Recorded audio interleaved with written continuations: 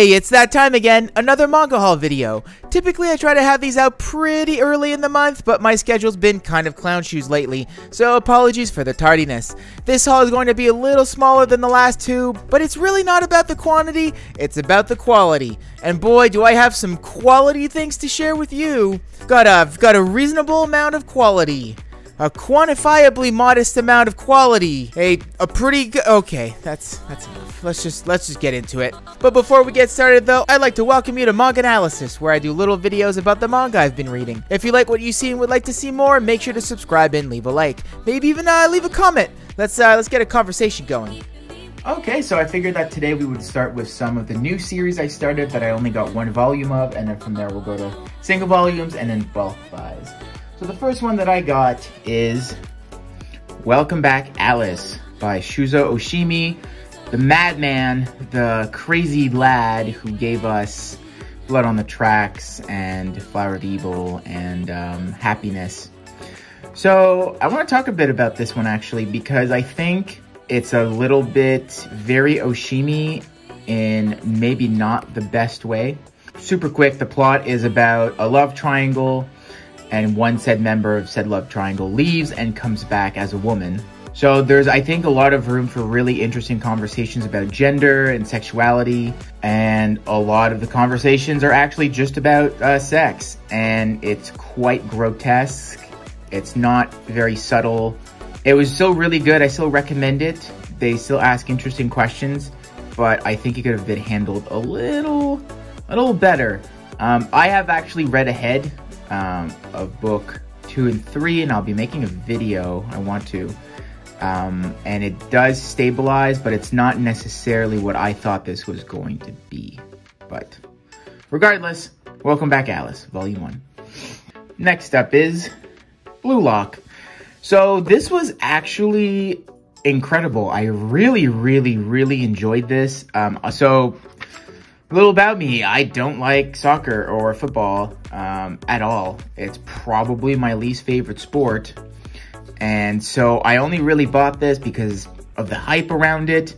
But oh man, it was really good. The art is stellar. The characters introduced so far are quite interesting. I'm looking forward to know more about them.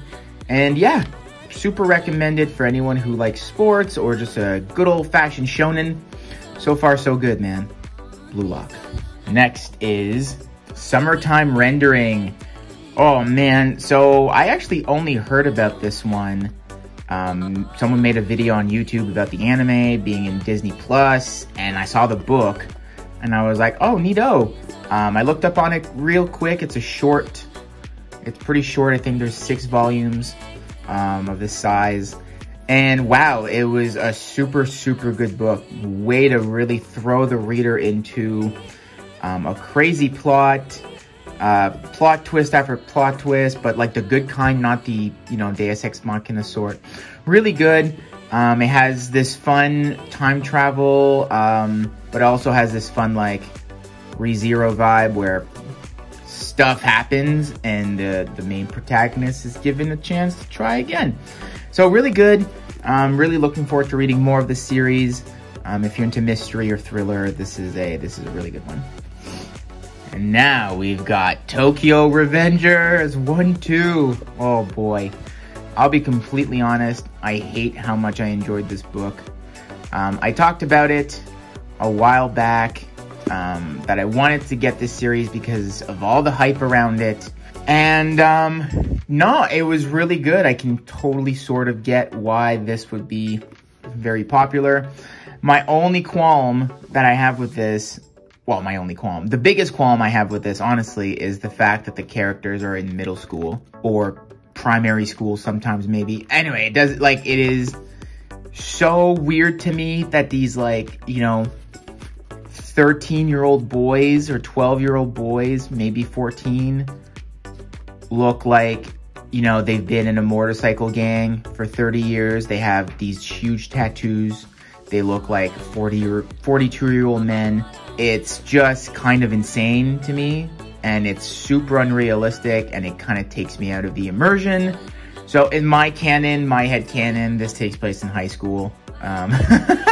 makes it a little bit more acceptable. But regardless, it's really fun. It's pretty entertaining, and I'm really looking forward to reading more. So, hey, Tokyo Revengers. Okay, so now just single releases, a continuing series. First off, we got Noragami 24. Oh, man. You know, ever since, I think, the 23rd volume, I've kind of rekindled my passion for this series. It is so good. It's such a shame that the books are coming out at such long intervals. But, you know, you take what you can, and absolutely wonderful. It's really... It seems like it's coming to a climax. I'm really hoping that this is the final arc and then they don't milk it. You know, 24 books is kind of long already, but hey, whatever. If it, you know what? If it continues this quality, it makes it a little bit easier to digest. So, ayo. Next up, Mashal 7. So I remember I mentioned in my last haul, or last time I looked at these books, that my biggest qualm with it were the villains. The villains were really very much copy pasta. But actually in this book, we got a pretty convincing introduction to a real villain that seems to be more than just a punching bag for our boy Mashal. So I'm really excited. I think this is the change that it needed. This villain was sort of very slightly hinted in the previous book, I believe, but we finally got a little bit more context, and I'm really excited. This is really what the series needs, and if it's handled well, I don't know what to tell you, man. Mashal's gonna take over the world, baby. My Hero Academia 31. Oh man, we've come such a long way. Yeah, this was a super good book. We finally got the backstory that we wanted. We got some really cool fan service, I guess, in a way, stuff that you've been wanting to know about for a long time, and I think it really needed that. But yeah, man, you know what? My Hero Academia, one thing, is very consistent. I haven't, you know, really read like a whoa volume by it in a long time, but they're always very, very good. Great even. So, and you know what? 31 volumes into a series, if you can still get consistently great volumes out, that's pretty good in my book. So, My Hero Academia. Sakamoto Days, Volume 2. So, I'll be honest, I think this series is good, but it's not necessarily the stellar series I was hoping it would be. It really does remind me of Mob Psycho 100 and One Punch Man, but in any scenario, I would probably just check out One Punch Man or Mob Psycho 100. It's really funny, they're doing cool stuff, but I find that the world building is a little weird, and I know that's strange because it's a very straightforward plot, but Sakamoto as a character is filled with mystery as to how his abilities work, but not in a way that I find interesting or particularly well done. But it's really funny, and I'm gonna keep reading it. It's just not necessarily like the beast of a series that I thought it was going to be. Komi Can't Communicate, Volume 19. I'm not gonna take too long to talk about this series. This series is the best. It's very good, very consistent. I heard somewhere that it was coming to an end. But yeah, Komi Can't Communicate, love it. Call of the Night 8. So this was an exceptional volume for the series. Actually, no, now that I'm flipping through it, it was kind of weird. But it was really good. I think there was lots of backstory that we sort of needed for the main character, raison d'être, if you will. And it was really appreciated. I really enjoyed it. They dropped all this really big stuff, but in a very nonchalant way, which is, you know, what the series does, right? It's very nonchalant, you know, lo-fi personified, if you will. And yeah, they did an incredible job. Super loved this volume, and the series is still just as stellar as back when I picked it up. Kaiju number 8, Volume 3. Baby, the series can do no wrong. This was sick. We got to see a character in action that we've sort of been hyped up about since the very, very beginning. We're getting all these cool new villains. Man, it's hitting everything perfectly well in this series for me. I still can't believe it. I still cannot believe how great this is. Only 3 volumes in, and I don't know, baby. It's up there in my top for sure. Jujutsu Kaisen 16. Yeah, really great book. There's sort of a a conclusion to something that's been building up for a while. Very nicely done. We finally got a character appear that we've been wanting to see since the beginning. If you've seen Jujutsu Kaisen 0. Yeah, very good book. Consistent again. Don't really know what else to say. It's just a good old series. Good old stuff.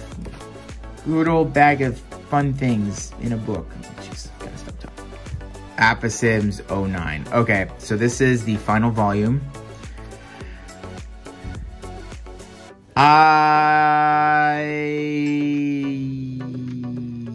don't want to talk about it. I did not love... Okay. If you've seen Game of Thrones, like the final season, this is it in book format. Everything that happens makes sense. I like what happens, but the way in which it happens, to me, was insulting. I am so sorry if you've been looking forward to the ending of this book. I have. I was like, yo, this series is excellent. There's no way it can end poorly. Like, this entire part here, this could have been done in 2 books. Like, honestly. The final chapter could have been a book. The letdown. But it had 8.5 very, very solid books. So, out of 9 books, I mean, I guess that's fine. It's just, you know, people remember the ending, so that sucks. But Apasims, you know what? I still got it recommended for the same reasons I recommended it all those months ago. So it still does what it does really well. So. Blood on the Tracks, Volume 9. Oh, boy. Oh, my, oh, me. If you've ever felt uncomfortable reading a manga... If you've ever felt uncomfortable reading a manga, clap your hands. Okay, seriously, this is getting weird in the best way. If you know, you know. If you know, you know. Sensei's Pious Lie, Volume 2. Alright, so I made a review video about the series where I was like, if it is handled well, I will love it. And something happens in this book that I feel goes against the message that it was trying to portray. But I've read on.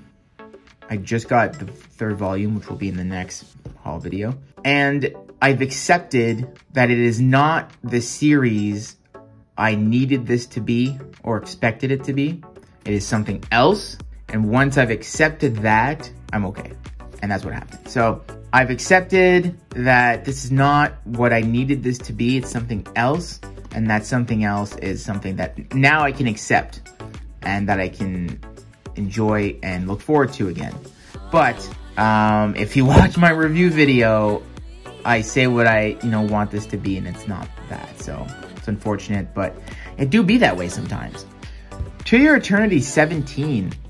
So this is a strange volume. The first half is spectacular. It's like some of the best stuff that the series has seen in a long time. Really there? Perfect. It was like slice of life, character development, very dialogue driven. Very good. Everything you wanted. Very nostalgic. Second half was so chaotic and weird and unnecessary. But it happened and you just gotta accept it. Again, this seems, I guess, like it might be heading to a sort of climax. I really hope so. This series needs to end. But we'll see. But 17 was weird. It was half really, really good. Which is, more than you can say for some other volumes in this series. So, you tried, kid. Alice in Borderland, Volume 2. I am really, really enjoying the series. The Battle Royale genre, some can say it's becoming stale, but this came out like a while ago, so whatever. But, no man, super good. If you do like Battle Royale, like that whole vibe, I really recommend this book, man. It's super well done, really character driven. This book in particular, the second volume, I thought was excellent. I think it did really good things for the story, for the pacing and everything. Yeah, it's super, super good. I don't want to talk too much about it, but yo, Alice in Borderland, baby. It's where it's at. A Galaxy Next Door, Volume 2. All right, I mentioned that I was kind of let down a little bit by the first volume. I didn't love it. So I think I'm going to give, I said I was going to give this series until the third volume to decide whether or not I was going to continue collecting it. And this volume was definitely better, but I'm not certain that it was what this needed to be. However, if the third book is, even better again, then yeah, it might just keep a place in my shelves, but it's just it's too low-key slice of life for the amount of stakes that are presented, which is strange. Like, big things happen to almost no reaction from the characters, but then like stereotypically tropic little things like he gets a cold are like blown out of complete proportion. So it's like a little bit weird, but whatever. Galaxy Next Door. Yay. Blue Period 7. Yo, this is getting to it, man. So this is like the new arc in the series, I suppose. A new start, a new beginning, and it was awesome. It was sort of like the beginning of the first volume in a way, but with experienced characters. I remember, like, I'm an artist myself, so going through Yatora's journey at the beginning was a little bit long because he was learning all this stuff that I knew. And I did go to university, like he is doing right now for art, but it's still really interesting. So Blue Period 7, really great volume. 6 and 7, man, were super good. So kind of revitalized my passion for the series. Like, this is the series is one of the reasons I started this channel. It was my first video, so I'm really glad that it's rekindled some of that love for me. So, ew, Blue Period. My Dress Up Darling, Volume 5. I love this series, man. I think this is so good. I really like the anime. If you guys have seen my previous video about manga series that got turned into exceptional animes, this made the cut for one that I actually prefer the anime format of. Not to say that the books aren't great, they're excellent, but the anime just has that little bit of je ne sais quoi, that little oomph that makes it very special. But yeah, man, this book was really funny. So the ending of this book is the ending of the first season of the anime. So if you read up to volume 5, you're essentially all caught up with the anime, which is nice. So now, going forward, it's all going to be new material, which I'm really excited about. So, My Dress Up Darling, very good stuff. Record of Ragnarok, Volume 3. Oh, man. Oh, this is good stuff. In the silliest way, this is good stuff. I'm excited for the 4th volume, actually. I'm really looking forward to it. I think this is one of those series, though, where, like, it's a tournament where the first side to reach, I think it's like 7 victories wins. So it's going to be predictable in a way that one side can't get too much of a lead, right? So to keep it close, to keep it exciting.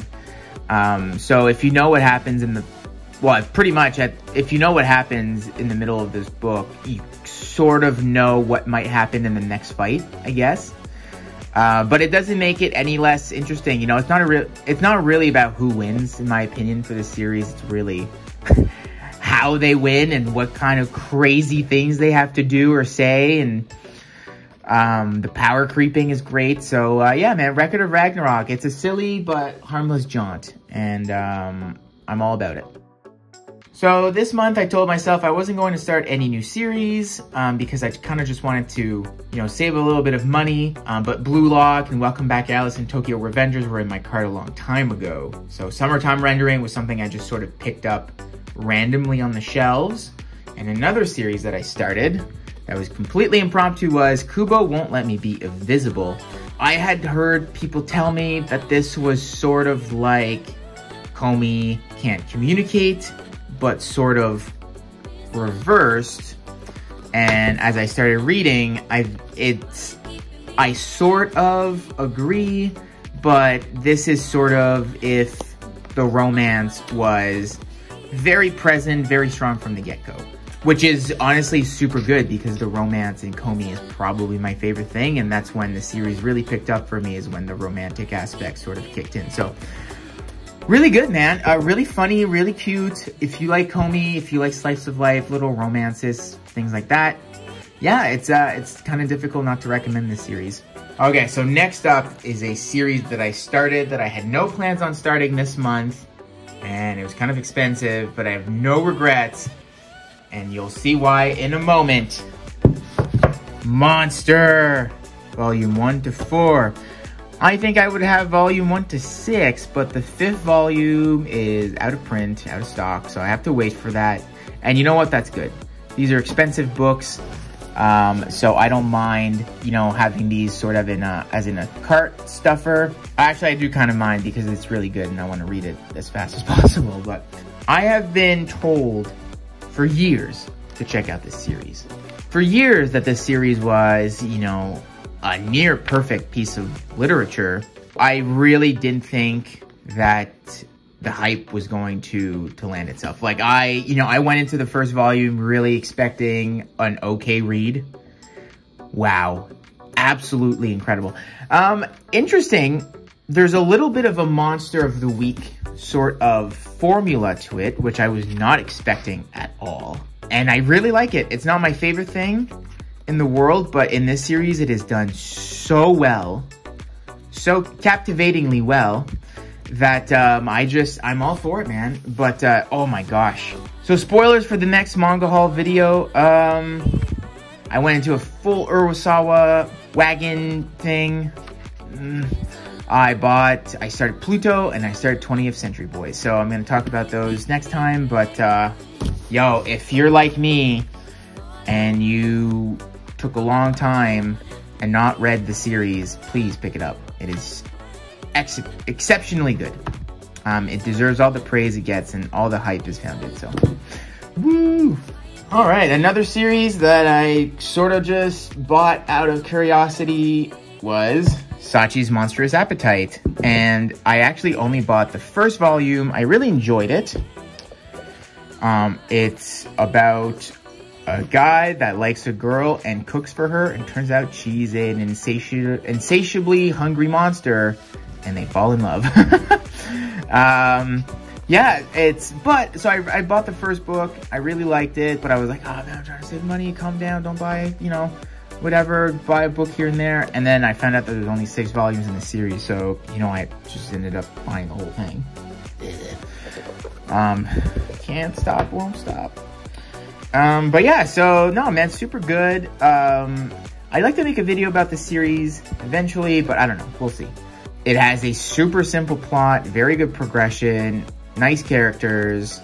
It's sort of a nice little, well-packaged little series. It has really nice art too, which is super cool. Sachi's Monstrous Appetite, baby. If you ever have a chance to check this out, I recommend it. I recommend it a lot. And you know what? It had a really good little ending. So that's good. You know, after Apisims, I needed a series with a good ending. And finally, the final thing in this haul video, Kaguya-sama Love is War, volume 6 to 10, sorry. So this is my current cart stuffer, and I actually haven't bought anything since from this series because my carts have been so full and I've not needed stuffing. I'm hoping that I can pick up a few more volumes here and there. But yeah, so essentially I believe that past volume 10 was beyond season 2 of the anime, I think. I don't quite remember. But I haven't started season 3 of the anime yet. I want to read all the books up to the end of season 3. Because with this series, as much as I really enjoy it, the anime was just such a good adaptation that I would rather read the books fresh so that I'm as excited as possible. And then, you know, once I've done that, I can watch the anime and really, like, appreciate the adaptation. So, yeah, but 5 volumes of Kaguya-sama, Love is War. Great series. If you haven't checked it out, man, I'm asking you this. Why not? Oh, and I almost forgot. I also got volume 13 of Rent-A-Girlfriend. But I lent it to a friend, and he wasn't able to bring it back to me in time for this video. But I have gotten it. And what can I say? It's just the same old Rent-A-Girlfriend. We got our boy Kazuya doing his Kazuya stuff, and we got Chizuru being the best girl again. So at least it's consistent. Hey, so that was it. Now, guess we're gonna go to the outro. Well, that was my June-July manga haul. Before I sign off, I'd like to hear from you. What are some of the manga you've added to your collection? Or you know what, doesn't even have to be something you bought. Just tell me what you've been reading. If you think I missed anything or that there's something out there I should know about, please let me know in the comments below. I hope you enjoyed this little video, and if you did indeed enjoy it, consider subscribing. This was MangAnalysis, and I'll see you in the next one.